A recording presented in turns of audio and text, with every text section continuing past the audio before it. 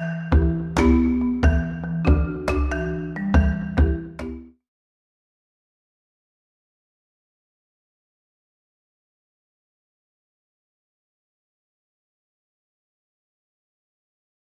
afternoon.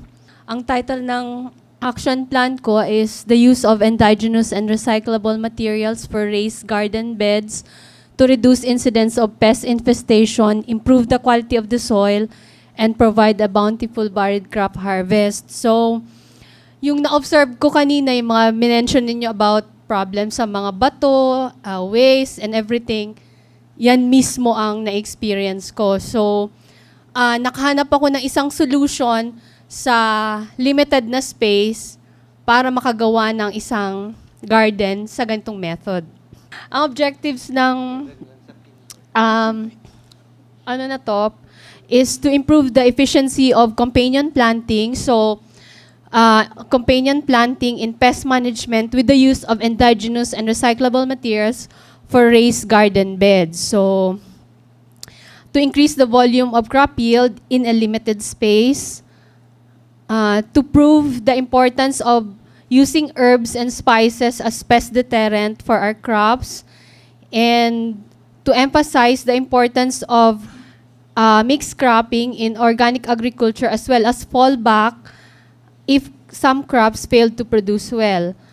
So, at saka use of composters, tube composters to directly improve the quality of the soil. So, problems being addressed, limited space for planting. Yung area kasi namin, kompleto na. So, may sloping, may stream area, may mga sobrang daming bato, may residential area siya, kaya konting dig mo lang, makita mo mga sachet na shampoo, mga damit, mga lahat ng klaseng waste, meron siya. So, yung una naming ginawa, tinaniman muna namin ng saging yung sloping area kasi hindi siya pwede ng veggies or anything na So, saging na muna para hindi masyado alagain, hindi mo na kailangan masyadong diligan and so on. So, yung remaining area na limited lang, ilang square meters lang, yun yung gagawin ko siyang garden plots para meron din namang vegetable area. So, yung remaining area, still, yung mga problems na to meron. So, uneven terrain, improve the quality of the soil, kasi dati nga siyang residential at marami siyang bato, incidence of pests and diseases. So, may mga katabi kaming conventional farms na nagsispray. So, naturally, pag nag-spray sila, hahanap yung peste ng makakain na walang spray. So, maraming problems, probable problems na pwedeng intended audience. So, dun sa area namin, hindi pa masyado uso ang organic farming, pero may group kami na nagpa-practice na. So, parang gusto namin iset na example para ma-promote dun sa area. So, local farmers in the area, kasi halos karamihan ng farmers within our area practice conventional farming. So, pag nakita nila na yung aking plan is effective, kahit na hindi ganun ka-hospitable yung lugar ko, and then I produce ganitong crop, so baka pwedeng ma-encourage ko silang to do din ganon.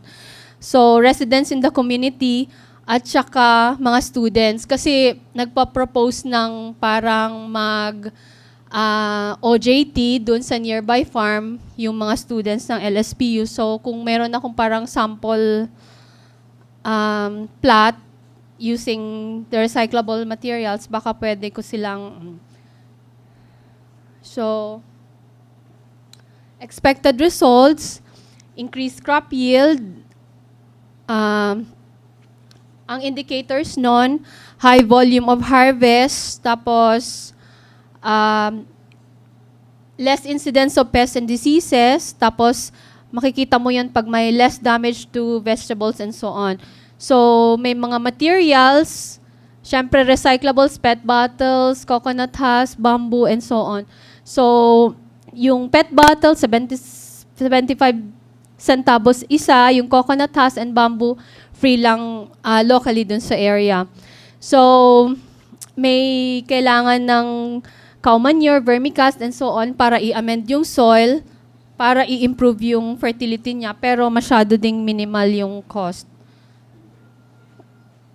So, again, may mga parameters na pwedeng...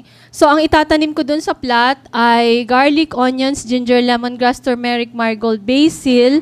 Yan yung aking companion plants. Tapos, yung main plant ay lettuce, cucumbers, sweet pea, at saka...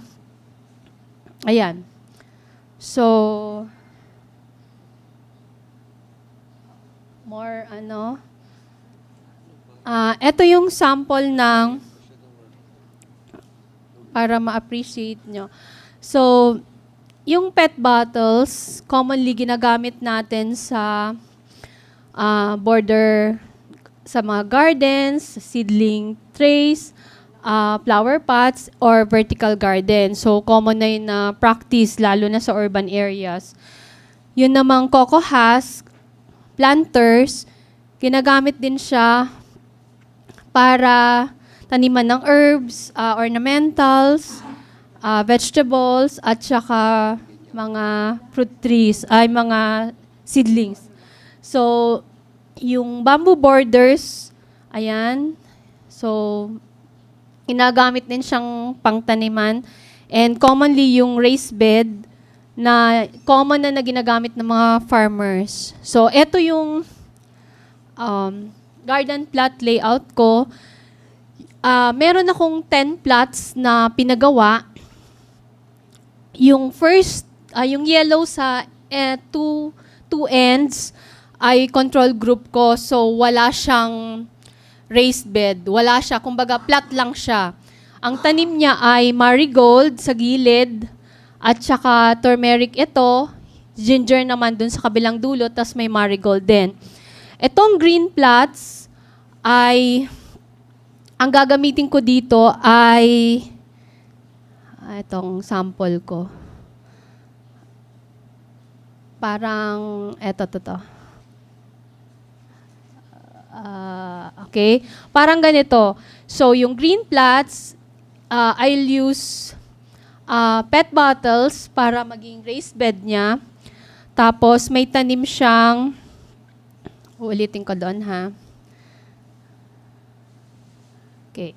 So, may tanim siyang basil sa gilid. So, lahat ng first, basil, tapos may garlic sa taas at saka baba, and then onions, bulb onions sa kabilang side. So, lahat ng basil, garlic at saka onions, nakatanim siya sa PET bottles na parang i-raise bed. Sa middle ng bed, may tanim siyang bell pepper, yung galing dun sa ating experiment, yung vermicompost natin. So, tinanim ko na siya sa malalaking containers para gagamitin ko dyan. And then, tomatoes sa taas.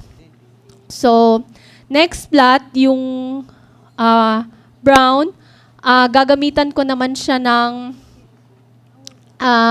coco husk. Yung raised bed niya ay yung kaninang coconut husk, paikot, at tatamnan ko din na the same. So, itong kabilang side, ang tanim niya ay lemongrass, chives, o yung sibuyas na dahon, garlic naman bot sa taas, tapos sweet pea kabila, at saka cucumber sa kabila. Kailangan ko kasi ng vine dahil yung tanim within the plot ay lettuce ang gagawin. So, kailangan medyo shady ng konti. Yung yung apple green na plot, ang gagamitan naman dyan ay yung bamboo, yung hinati ng mga bamboo kasi nagpagawa kami ng kamalig. So, lahat ng mga leftover na bamboo doon, gagamitin kong raised bed para doon sa apple green plot. And then, yung gray plot, ay yung common na gagamiting raised bed na parang weave lang na bamboo surrounding yung plot. So, eto yung sample ng trellis. Bale, sweet pea trellis siya, tapos lettuce sa baba. Ito kasing sweet pea, kailangan ng shade para dun sa lettuce dahil pagka ang lettuce kasi mas gusto niya morning sun lang, so sa afternoon or sa tanghali niya ng konting shade. So gagamitin ko yung cucumber at saka yung sweet pea para to provide shade para dun sa lettuce. Tapos yung isang sample plot, ang gagawin naman doon, bali yung pepper na from vermicomposting natin, local vermi, tapos gagamitan ko, sasamahan ko siya ng tomatoes, tapos meron tube composters dyan sa gitna. So yung tube composters, ayan, yung sample. So, sa likod, lalagyan pa pala ng squash para mag-provide din ng barrier sa afternoon sun para dun sa mga plants dahil sobrang init din dun sa area. Meron kasi akong, ito yung idea ng tube composters. Meron akong strawberry pot sa bahay. So, tinaniman ko siya ng ornamentals. Napansin ko, every morning, may mga lupa na lumalabas dun sa mga butas. Yung pala, may mga worms na, kumbaga, vermicast pala ito siya from local earthworms na nandun sa... So, nagkaroon ako ng idea na yung pet bottles, bubutasan siya at ilalagay dun within sa gitna ng plots at lalagyan ng compost from yung sack at saka tumbler composters natin or kung anong mga pinang-compost mo. Tapos habang ina-amend yung plot na dinudurog at saka inaano yung soil, lahat ng worms na makolekt doon, pwedeng ilagay doon sa pet bottle na may butas na ganyan at parang directly ka ng merong vermicompost doon mismo sa plot mo. So, ginamit ko din yung sweet pea as cover crop at saka soil enhancer. So, sa isang plot, yung aking enhancer ay yung tube composters. Dito naman, yung enhancer ko ay yung peas, kasi dahil dun sa na-mention kanina yung rhizomatic bacteria na na siya ang partner plant ng sweet pea na ng nitrogen sa air para dun sa plants na surrounding the area. So, yung mga plants ko, bukod sa na-provide sila ng pest barrier, meron din siyang fertilizer, magpo-provide ng nutrients within the plot. So, more or less, yung 10 plots na area, na small space na nakitaan ko ng, although mabato siya dati, lahat ng bato tinanggal namin at niriprop surrounding the area. So, meron kaming naiwan na 10 beds na more or less na pwedeng gamitin na maging plots. So, kailangan kong gawan ng paraan na medyo okay yung harvest at saka medyo varied yung crops para kung merong isang hindi mag-produce, meron ding kikita ng dun from ibang crops.